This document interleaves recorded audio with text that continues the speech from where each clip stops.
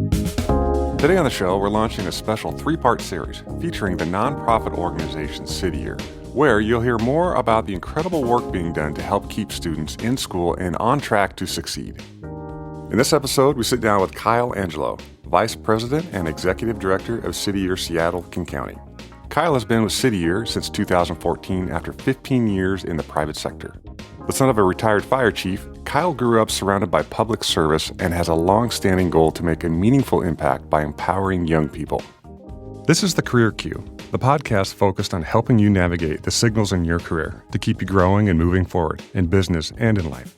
Here's today's host, Stacey Harris. So Kyle, it's great to see you today. Thank you so much for letting us come in to the offices here at City Year Seattle-King County.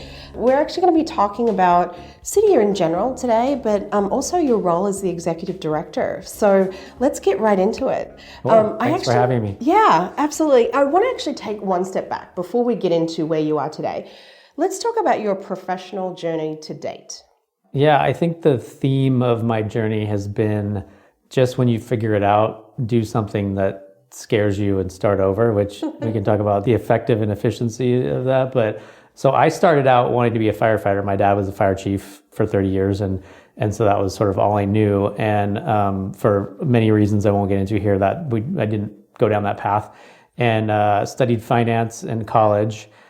Realized I didn't want to do finance. So I immediately took a job that was completely different in IT at AT&T Wireless, and spent 3.5 years there. And then I made a list of things that I wanted to get good at. I didn't know what I wanted to do, but I knew that I wanted to build experiences and skill sets. So I literally made a list and said, where could I go to get great at these things? And at the time, all the people that I knew that were kind of killing it and were super smart were at Microsoft.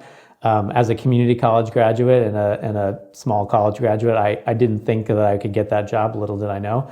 And so through my career at Microsoft, which was 12 years, I moved around from operations, doing product launch management, working with product groups, to then taking a managerial role at a pretty young age as an opportunity, again, and very specific. Like I wanted to learn operations, marketing, IT, and policy. So I went into operations and did product launch management. I wanted to learn how to lead people in a more formal environment. So I took on a management role there. I, from there, took on bigger and bigger projects. At one point was leading 8 projects for our server wave in 2008. And that was an incredible experience where I learned a ton about myself and what my strengths were. The first time I was actually able to kind of accept what my strengths were. From there, I went into learning and development for a little while because I was in an executive coaching program at the time and was trying to round out my perspective on that. Then became the chief of staff for an organization of 300, and that was by far like that was the job that just lit me up. And it's important that I mention that because how I discovered City Year links back to that. Right. And then just when I was wrapping up my tour of duty as a chief of staff, and they said, "Hey, what position do you want? We'll hook you up with whatever you want." I said, "You know what? I think I'm going to start over. I'm going to go and work on recruiting." And so I went into strategic recruiting and HR. And started over there, and then came to City Year after that. So I've really tried to push myself not to get too comfortable, and to continue to round out my skill sets, and to just give myself options in life. And that's something that both my parents preached. My dad was way ahead of his time in telling us from a very young age, you're not going to have one job, you're going to probably have 7 or 8. And so it always stuck with me, like I don't want to be safe and comfortable, I want to keep stretching. So that's my sort of Reader's Digest version. Wow, that's incredible. And especially to hear that message from someone that was a part of a generation that was still on that 30-year get the gold watch at the end, the pension, etc. So it sounds like your dad was a little bit more innovative than perhaps his typical generation. I just asked him last week, like, how did you know that? Like, how did you know that that's, and he was just like, I was, paying attention, and I saw the world changing. And so that's one of my privileges, is to have parents who were pointing some of those things out. So well, but that's key too, paying attention. Yeah. Right. He was paying attention. Yeah. That's incredible. Just listening to your professional journey, I just wrote down a note, and it's one word, and it's yes. That you said yes to the opportunities that came your way, and you weren't intimidated to say, I'm not sure if I can. Yeah. And even if you did, it didn't stop you. Yeah, actually, what's fair, on my wall, I have a list of my values and sort of some sayings that have kept me focused. And one of them actually is just yes, in quotes. And that comes from me saying no to that server wave project in 2008. I said no 3 times because I was scared. And I learned at that point the difference between saying no because you don't want to do something, like you just fundamentally don't, that's not interesting to you, and saying no because of some insecurity or trying to play it safe or not being vulnerable. And that moment shifted my thinking around when to say yes. I remember I was asked when I was in HR recruiting, they wanted to do an article on me for like the Microsoft webpage, and I like my gut was like I was about to say no, and I noticed that I was about to say no, so I just blurted out yes. And I just got like used to that, and that has just led to some really amazing things. So, and here you are today. yeah, Leading the podcast. This might be the pinnacle right here. This is the peak of the mountain. So. Wow. So what an incredible journey. And then, so it sounds like you were on an exceptional track in the corporate space. So let's talk about how you got introduced to City Year. Yeah. When did that happen? That was about 2.5 years ago. And, you know, having grown up in the fire department and having lost some pretty incredible people in my life at a young age, they were very young, and they were educators, and they were involved, and they were serving. I'd always kind of held that in the back of my mind. And there's a great saying that I love. It's, you can be pushed by pain or pulled by vision. And coming to City Year was not about pushed by pain. Like, it was not about running away from Microsoft. I don't buy into the cynicism about, you know, there's definitely some sketchy corporation behavior, but in general, I don't buy into the cynicism around that. But I deep down was like, I want to do something that gets me back in touch with my service roots and honor the legacy of those that I had lost. And so, you know, what's funny is that the leader that I was the chief of staff for, he and I would chat all the time about like, what are we going to do in like Career 2.0, and what are we, you know, how are we giving back? And he was on some boards, and I was thinking about joining boards. And he got offered a job to go to Singapore and run the Singapore sub, which is what he does now. His name is Justin Spellhog. And he said, hey, I'm leaving this nonprofit City Year. I'm on the board. You should take my board spot, or they're hiring an ED, and they asked me what I thought, and you're the first person I thought of. And I was like, I should probably figure out what an ED, executive director does. And so, you know, in the back of my mind, it's one of those things where, like, you know, you have friends and family that say stuff and it sounds pie in the sky, and you're like, that'd be great, and nothing ever comes of it. Well, I went home and I started researching City Year, and I'll never forget the moment where I got hooked. And it was one of the City Year values is Ubuntu, which is basically my humanity is connected to yours. Like, I am human, and I'm a person through your humanity. And I'd never seen that word, and I've never seen that concept on a value sheet. And I called my girlfriend Cynthia in the room and was like, hey, look at this, like, this is crazy, like, this is so cool. And so I kind of started exploring the opportunity. I did research on what an ED was. I did a lot of homework. I talked to anybody that I knew that was connected to City Year in any way. It's amazing how many people, I'd never heard of City Year before Justin brought it up. And 4 months later, I had the decision in front of me. And what's interesting is I always use the analogy of like somebody who talks about skydiving their whole life, like how cool that would be. And I've never skydived, so I won't claim that I'm like hardcore. But like for me, the analogy was like talking about it my whole life. And then I found myself at the door of the plane of like doing something bold and doing something different and taking a huge risk and confronting all my fears and starting over and taking a pay cut. And then I was at the door of the plane. And then all of a sudden you're like, yeah, you know, the plane's looking pretty sweet right now. I don't know if I really want to throw my body out this window. And so in that moment, it was a matter of like literally deciding, am I going to leap or am I not? Am I going to trust myself? Am I going to trust the process? Am I going to trust my values? And I just jumped. I didn't really have a logical, linear way of making the decision. I just was like, let's do it. And I was like, I hope my parachute opens. Well, but that speaks to, again, there was clearly an alignment with your values and something that you had been wanting to kind of get into, and the opportunity presented itself and that you were open to it. Yeah. And while you may have balked a little when you got to that door, you ultimately did take that jump. And that can be incredibly intimidating for a lot of people and almost incur some paralysis, yeah. Right? You can get into analysis paralysis. You can, do as much research as possibly available, and still not come to a decision or a conclusion. But ultimately, you made the decision. That's incredible. I have a rule that my biggest focus when I'm making a big decision is to understand the reasons why I'm making the decision. And if I understand the reasons why I'm making the decision, I never regret the decision, even if it turns out poorly. Like I've taken jobs and I've done things and they've turned out not the way I hoped, either my fault or somebody else's. But I've never, people say, oh, do you regret doing that? I'm like, no, because I knew why I was making it. I did enough of that thinking to say, these are the reasons why I'm doing it. And I think if you do that, you can go to bed at night and feel whole, even if you can't control all of the circumstances around that. So that's helped me a lot in my life.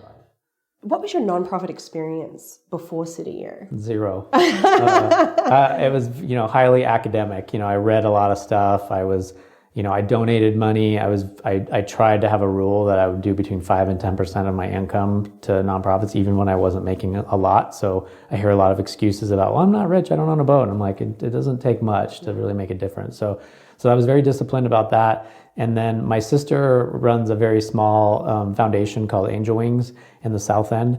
And so I did some, critical strategic thinking with her and volunteered a little bit with her and supported her. But that was about it. I mean, I was not an expert on the education sector. I was not an expert on national service. I wasn't an expert on nonprofits. It was definitely a learning curve. So. But the business acumen and obviously the corporate experience that you brought to the table was critical. Yeah, general management skill set is kind of what I was building, and I think that helped a lot. I don't think I would have been able to take this job without that.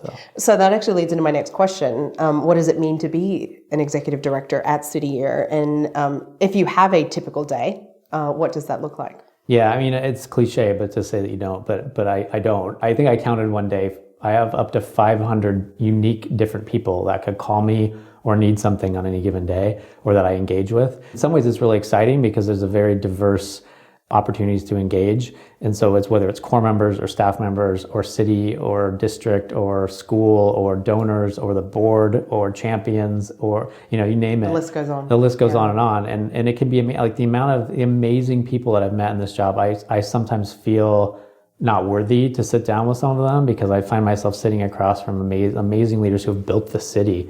And many people don't even know their names. And just to be able to pull from them and learn from them. And then get inspired. But in terms of my job function, I'm responsible for the end-to-end operations and results of the site.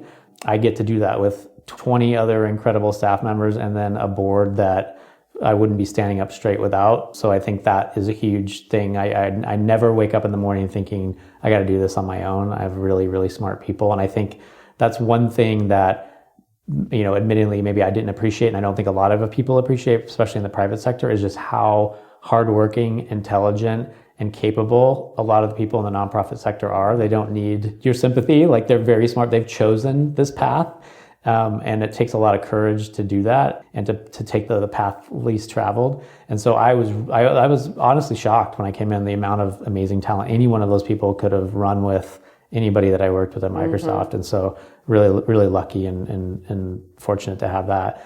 And that's a bit of a toe dip into what I do, but It's just really the tip of the iceberg. So as of today, in 2017, there's approximately 27 locations of City Year. 28 now. 28 Yep. around the country, with some international presence as well, which is fantastic. And we'll actually have links to the City Year website and more information about the cities that they have a presence in on thecareerq.com. But let's talk about the community that City Year serves. We were very fortunate to actually do a school tour with one of your elementary schools. Walked away just so incredibly inspired by everyone that we came in. I call it the Benjamin Buttons syndrome. You walk out 10 years younger than when you came in because you're so restored by what you saw. It's amazing. It was the highlight. And nothing else great happens in 2017. It was just one of those things where you see firsthand the incredible impact that's happening. So, but let's talk about those communities that they're serving. And I feel like I overuse the term impact, but we're really talking about an incredible way to be able to serve communities that maybe not wake up with an abundance of resources in front of them. So describe the communities to us. And I don't also want to assume that what's being done in Seattle is being done in Boston. Yeah. Meaning, they've got a bigger footprint over there because they're headquartered, right? And you guys are in elementary and middle school here. Is that right? Yeah. So the model is set up to serve from 3rd to 9th grade. And again, full-time, fully integrated. That's one of the differentiators of our model. Seattle, when we started City Year, Seattle was one of the early startup chapters, and we had a different model. In 2008, 2009, the whole organization pivoted toward education. Mm-hmm. So a lot of people ask, well, you've been in business since the 90s. Why why aren't all the kids graduating? Well, it's A, not that easy, Right. and B, we pivoted around 2010. So about our model called Whole School, Whole Child, which is about thinking about climate change within the school and focusing on individualized student supports as mentors and academic support, really started in 2010. So we've been at this for about 6 years, and we have an amazing relationship with our schools in the district. In terms of the communities, we talk a lot about, when people ask, like, where do you serve? We talk about low-income communities. We talk about places where where the high concentrations of students who are at risk of falling off track and not graduating. But I think that it's true, but I think it's critically important to also highlight that the communities we serve in are extremely vibrant, they're diverse, there are incredible leaders, there's incredible untapped potential. I would say that a large percentage of people that live in the Puget Sound area have never driven through some of these communities and haven't talked to people in these communities. And so I think it's really important to highlight the strength and the bond of not only the students, but the families, the teachers, and the leaders in the communities in the South End. And I really hope that City Year can be a link to get more people involved and aware, whether it's hiring more from those communities, investing, and just looking at some of the incredible talent. And I think a lot about our students like water flowing. Our job is not to save them. Our job is not to feel sorry for them. Our job is to unblock the dams and the rocks and the river so that the water can flow faster and stronger.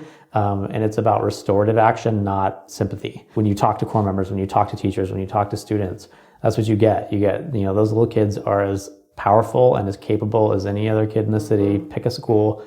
It's our job to make sure we're moving things out of their way so that they can be successful. So one of the core aspects of the City Year program is based on the ABCs. So can you share with us a little bit more about what that is? Well, it's actually based on a study from Johns Hopkins that talks about how you can identify the kids that are most at risk of falling off track, and you can do that pretty early. You can do that in elementary school. And so the ABCs are attendance, behavior, and coursework. And coursework refers to mostly math and English. And so that really is a cornerstone of City Year's program and model. It's a philosophy that it's built on, that, if you focus on the ABCs, if you focus on getting kids to school, so there's a lot of talk about chronic absenteeism around the country. If a kid's not in school, they're getting a Swiss cheese education. It's hard for them to link concepts and they fall behind, they get frustrated. And just like any of us, when you're frustrated and you're not learning, you don't necessarily engage in the same way.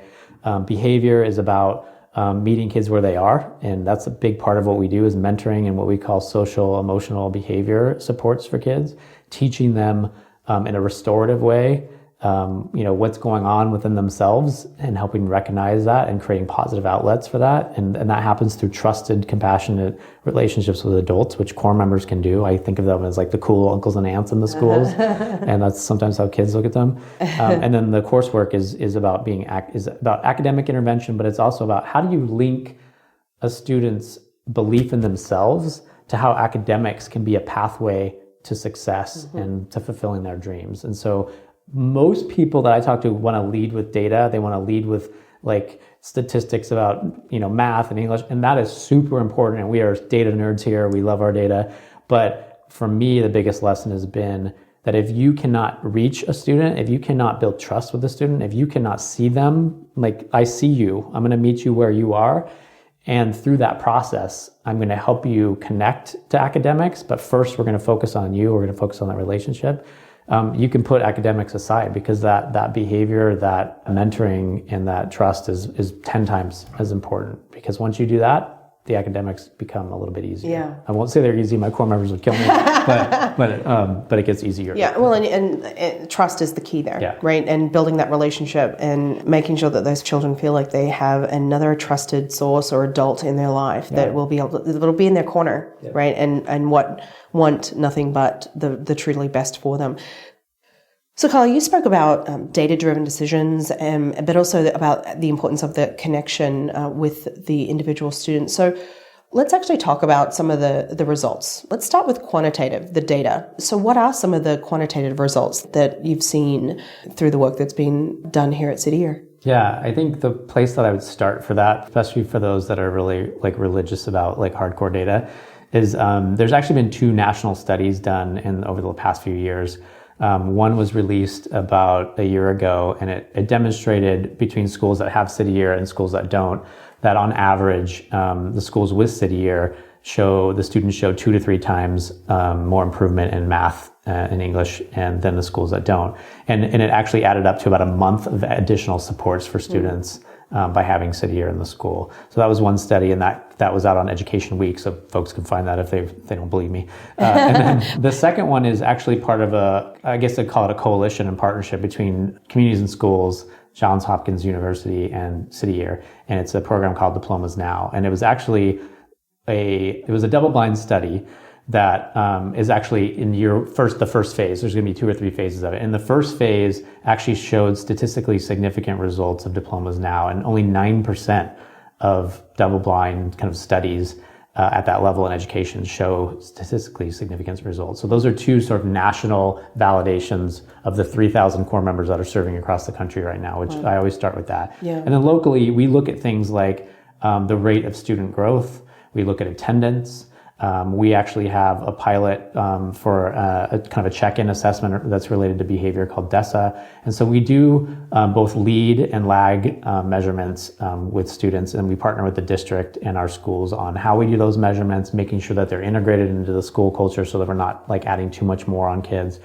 And as you know, privacy with student data is huge. So there's a lot we can do, and there's some things we can't do. And so we're working on making sure that we're always trying to push the bar on being able to actually show collective results. And no matter what our data shows, we never take full credit for those results because we're linking arms with teachers, administrators, and other partners. And so, we have to dance that fine line between talking about our impact, but also recognizing that it's a village of effort.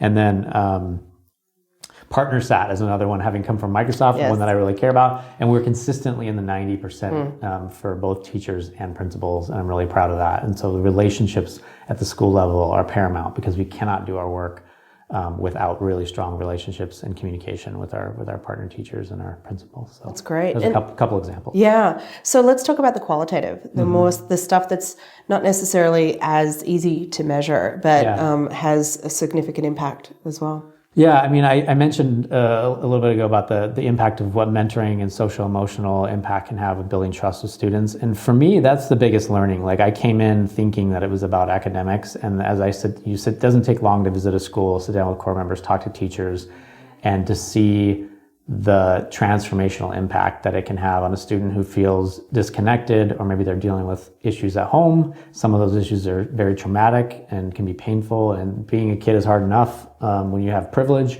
but when when you don't have a lot of privilege, it can be really tough. And so the ability for a core member to show up every day, to know that guy, Kyle, it's like having a gym buddy. Like, I know you're coming, I see you, I recognize you, I'm going to talk to you, I'm going to check in with you, I'm going to be able to build a holistic picture of you, is one big piece. And then the last piece I mentioned, maybe we don't talk about it enough, is sort of the climate change focus that we have in schools. When students show up to school, they get power greeted by city year members, and that they're chanting and they're cheering and they're calling out their names, and sometimes kids will participate. Middle school kids are a little more embarrassed of it. And right now we serve in elementary and middle. Our hope is to expand. We have a feeder pattern strategy, so high school, middle school, elementary school, so that we're reaching kids for 7 years. And then ideally we're working with other partners to make sure that there's continuity between those kids getting to college and other things like that. So yeah, that's our next big focus, is to get into high school, and we're working actively with the district and funders to make sure that is a reality. That is incredible.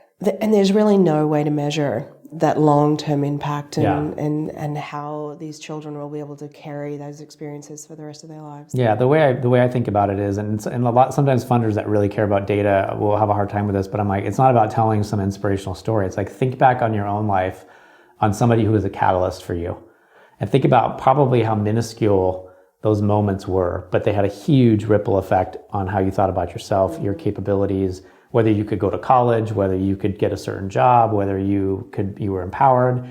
And so when you figure out how to measure that, like, do it, because you'll be a billionaire. but for me, I don't need somebody to put analytics together to know that an adult looking a kid in the eye and inspiring them is gonna have an effect on where they go. So I'm content with knowing that and continuing to show people through school visits and other things. So. Yeah. So let's actually talk about your AmeriCorps members. Yeah. They're the folks that are in the schools every day, working directly one-on-one with students. So actually, let's share with listeners what it means. We'll actually be talking with Abby, one of your team leads, but let's talk about what it means to be an AmeriCorps member, and then actually, what are some of the growth opportunities during the year of service? So AmeriCorps is a federal program that was started in the 90s, and it's been supported through multiple administrations on both sides. And, for those people looking for a call to action, call your state and national representatives and encourage them to protect AmeriCorps, because it's not just city year. There's a lot of programs that benefit from AmeriCorps, whether it's programs that are working on the environment, programs that are working on health, and there's a ton of stuff that go and allows people to serve. And I think, frankly, national service, we're talking a lot about a country that's sorted and a lot about a country that's divided, and I think national service can be the key to reblending and to opening people up to different points of view. So number one, first and foremost, I want people to know that AmeriCorps members are signing up to serve their country. Our CEO talks about the military as a national defense, and AmeriCorps can be a national offense. So how do we work on internal challenges and problems? How do we harness the power of our young people, our bright up-and-coming leaders, to serve their country? And so I have no qualms about saying that they are serving their country, and they work 10 hours a day. They are fully integrated in schools. As part of that, they get 340 hours of training during the year, and that can be everything from race, equity, and cultural competency to team building and collaboration to education-based services to job readiness. So we try to connect with corporate partners like Starbucks and Microsoft and other partners who come in and help do with like resume building and interviewing. And we actually have a day on February 21st. We call it Leadership After City Year, LACY. So we're preparing Corps members for graduation. And we're bringing in a whole slew of partners to come in and help coach and develop Corps members on what they're going to do next. And if you're an employer out there, AmeriCorps is a great pool to hire from, because these are folks, think about it. Every day, my Corps members are getting up. They're not mine, but the folks serving with City or Seattle get up at 6:30, between 5 and 6:30 a.m. They get to school before the first kid shows up. They're there until the last student leaves in after-school programming. They are doing evening events. They are disciplined. They are focused. And not all of them want to work in the private sector. Many want to be teachers. Many want to work in the public sector. But for those that don't know what they want to do or want to work in the private sector, if I'm ever back on the other side of the coin, this is going to be a sourcing pool for me. Because I know you can't teach people that stuff. You can teach people technology. You can teach them project management. You can teach them stuff, but you cannot teach integrity, discipline, sacrifice, hard work, and that's what we get every single day with our folks. So I'm really proud of them. And an incredible opportunity for them to gain that experience at such a young age too, right? Yeah. Coming out of college. Yeah. We actually met Maribea last week, and she's actually taken a gap year in between her sophomore and junior year. So to have an opportunity to develop that skill set over a year or several years, and then to come out on the other side and just the options that are available to you. Yeah, and we need to do more. We need to do more to support AmeriCorps members and their options, and that's something we can do locally and nationally. And I would say if there's a young person listening or a parent listening, and you don't know what you want to do, but you're hardworking and you're willing to be disciplined and buckle down, and you actually care about students, first of all, serving in AmeriCorps, whether it's a city or another program, is an amazing way to build job skills, to build community engagement. I mean, there's a study out that shows that folks that serve through AmeriCorps are X more likely to stay civically engaged throughout their life. So you're actually talking about a return on investment for the whole community. And so honestly, people ask me, like, why'd you come to City Year? There's not too many. I mean, there's some amazing nonprofits. I don't want to take away from anybody, but there's not too many places that are driving the double impact between student impact and the civic impact, and citizenship through serving your country. So I get, you can tell, I can talk all day about it. So, I don't think you have long enough. So. Well, and this is what we love to hear as well, is it's obviously made an incredible impact on your life as well. So actually, let's talk about your involvement with City Year and how it has impacted your life and career. And has it resulted in what you expected? Yeah, I mean, yes and no. I mean, I think the best parts of it are the things that I didn't expect. I would say that the biggest transformation for me has been my knowledge of race, equity, and cultural competency and my own privilege. Prior to coming to City Year, I academically and cognitively understood it, but I didn't internalize it even on an emotional level. And I think I have a long way to go. I hope I'm on the right path, but I think that has changed me. And you can't put that back in the box once it's out. And when you really understand and it's not about like criticism of our country or criticism of our history. It's about just acknowledging it and saying, okay, what are we going to do about it? And how are we going to help each other? How are we going to, and it's not kumbaya. It's about like getting down to like action. And it was really, really smart people working on this stuff. And so understanding my privilege and understanding it's not about guilt, but it is about responsibility. And so I feel a deep responsibility around that. And then as a leader, I have thrown myself intentionally into a space that attacked all of my fears at once. Like I was very good at Microsoft. I was always a number 2. I liked making other people look good. I didn't like being out in front. I would have never done anything like this. But I've learned how to kind of, as an introvert, own my voice, but do it in a way that's not about me, and putting others first always, which is which I'm better at. So I think I've grown tremendously as a leader, and I think it'll change me forever. And I mentioned a program called Leadership Tomorrow that's in the city. I'm in that right now, and it's even deepening my knowledge about what's our history of the city, the civic opportunities we have, and then ways that we can make this a better place for everybody. So that's actually a great segue to my next question is how listeners can get involved. A lot of the times people will sit and they may be made aware of some issues that are happening in their community, and their intention is to actually want to do something about that. Yeah. But sometimes it can feel overwhelming or intimidating to understand exactly how big of a difference, or if any difference, that you can make, or what my 1 hour of service that I can provide once a month. I don't know how that could actually make a difference, but truly, any time, any donation, any engagement with a nonprofit like City Year can make a significant impact. So what are some of the areas that listeners can get involved in working with City Year? Thanks for asking that. I will say, I'll put a quick plug in for, someday if you do a philanthropy podcast, I want to be your first guest. But I think that often what's said is like, well, besides donating, what can people do? And I would say we are a nonprofit. We, much like, I think about organizations like KXP and NPR, and they talk about like, we are powered by our listeners. We're powered by the community. We're powered by our champions. So no matter how big or small the donation is, like we cannot do this work without the support of committed champions, or even people that say, I don't want to be involved, but I just want to give. That's fine too. So I will say that I don't want to underemphasize the role of philanthropy in nonprofits, and not just City Year, but all. And for us specifically, we have programs, as small as monthly small donations that you can sign up for, that become monthly, withdrawals. And then we also have a program called the Red Jacket Society, which is actually a minimum contribution of $10,000 committed over, each year for 3 years. And that goes all the way up to $100,000.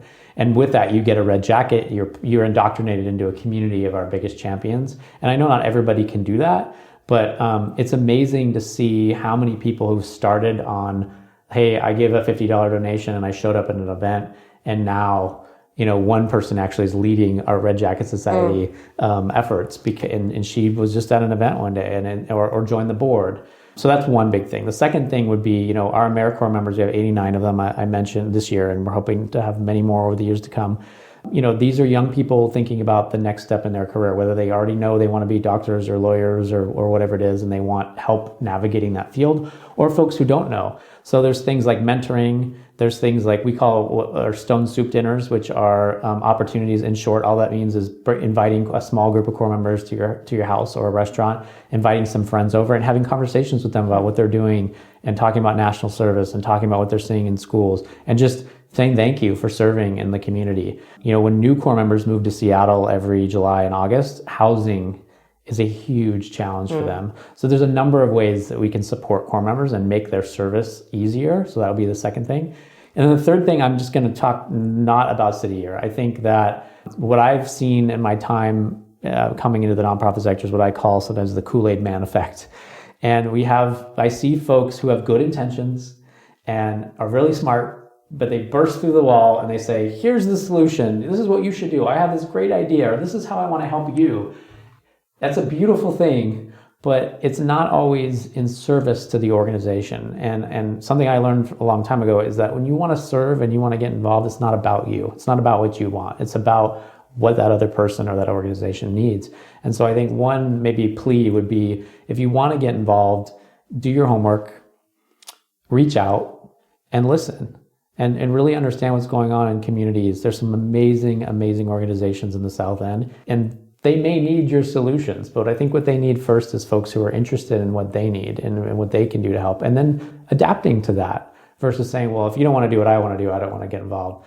And that's okay too. Yeah. But I would really encourage folks to figure out like how they can serve versus figuring out how they can just do what they want to do. Sure. So I don't know how that'll land with all your listeners, but that's how I... Well, no, I think it's important, right? And we actually have an upcoming episode with a dialogist who actually talks more about listening more and understanding what the other person is wanting to say and what they need versus you assuming.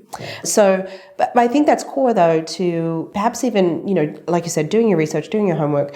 But the first question you ask is, what do you need, right? And understand that you have, every individual has something to bring to the table. And whether you find that there's a great fit for you at the first organization that you go to, or you have to shop around and find perhaps one that's a better fit, the question, just starting with the question of what do you need and evaluating whether you have that skill set to be able to provide what it is that they're looking for. Yeah. Just not trying to shoehorn yourself into their organization, but just saying, hey, if there's a seat at the table where I can sit, I'd love to be. And when you do that, you open up possibilities to then bring those strengths and those ideas to the table, because there's trust. It's not unlike core members and students. There becomes trust. It becomes empathy. You start to understand the system, and then you say, okay, how can I help? So that's great. So that actually leads to my next question is, what is the call to action, specifically for City Year? Yeah. So learning more about City Year and what can folks do today? Yeah. So again, I'm a big believer in the rule of three. So I'll say number one, our website is a great place to learn more about us. You can also look at Facebook, Twitter, Instagram. We have a great team that includes core members who do some of our social media, and some of the best social media comes from authentic moments that are happening in schools. So that's always fun to follow. So if you want to be a passive follower, that's a great way to start. Two would be that you could come to an event. I know this will air probably after Martin Luther King Day, but every year on Martin Luther King Day, we do a service project. So it's a day on for us. And on Monday, we're expecting 240 people at a project. So we do that once a year here in Seattle. We also have an event annually called Ripples of Hope. This year, it's actually on the field at Safeco Field, April 27th. Wow. So folks can register through our website. They can find information there, and I believe on our Facebook page as well. So you can come to that. That is a fundraiser. So if you're looking to hang out, maybe not the place to come, but it is one of our big annual fundraisers.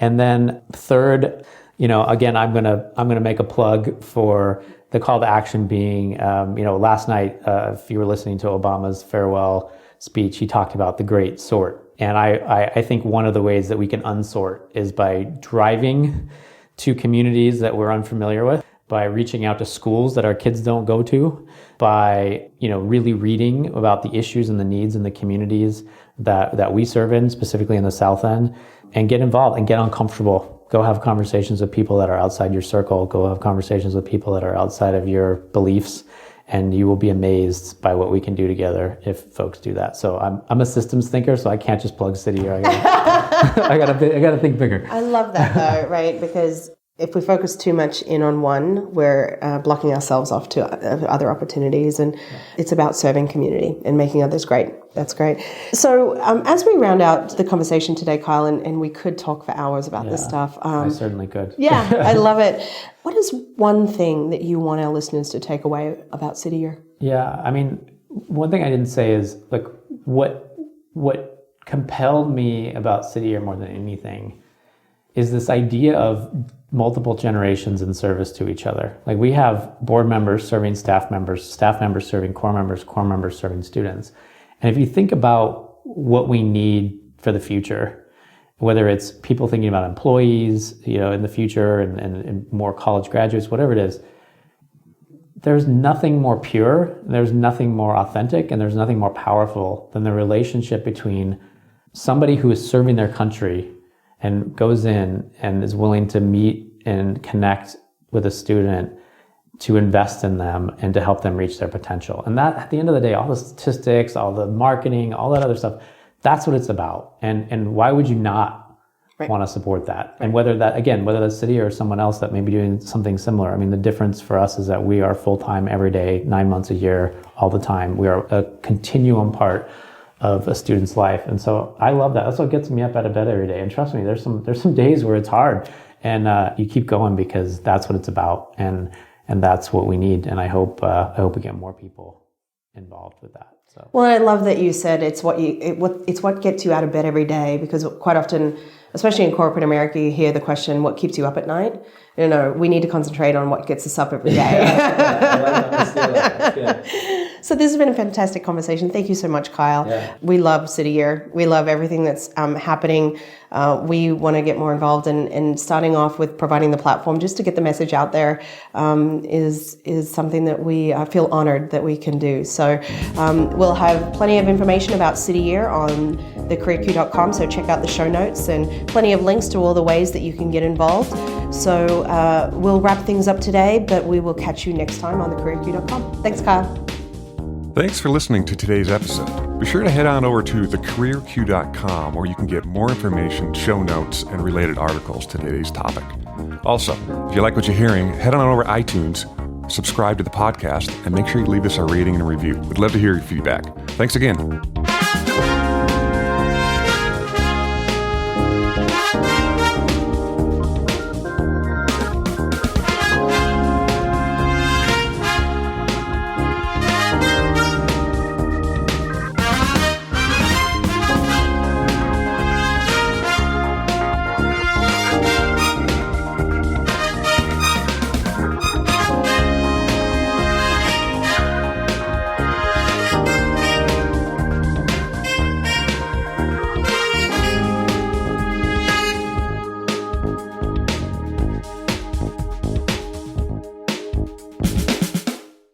The Career Q podcast is produced by Lens Group Media in the lovely Seattle, Washington.